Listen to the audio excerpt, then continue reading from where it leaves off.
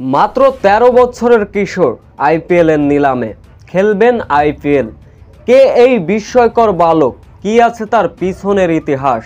বিস্তারিত জানতে ভিডিওটি না টেনে সম্পূর্ণ দেখার অনুরোধ রইল।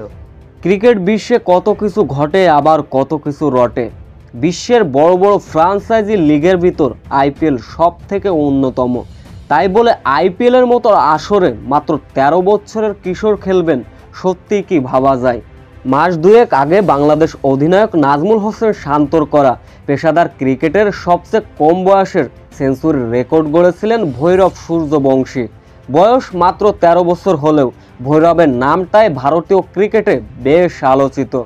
১৩ বছর ১৮৮ দিন পেশাদার ক্রিকেটের সেঞ্চুরির দেখা পেয়েছিলেন এই ভারতীয় কিশোর। শুধু তাই নয়, এক বছরে করেছেন ৪৯টি সেঞ্চুরি।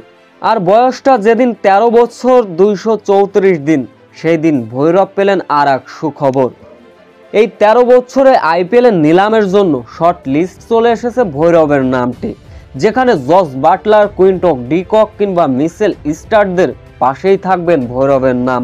মাত্র ১৩ বছরে আইপিএল এর নিলামে ভৈরবের নাম আসায় রীতিমতো বিশ্ব ক্রিকেট অঙ্গনে হইচই ফেলে দিয়েছে।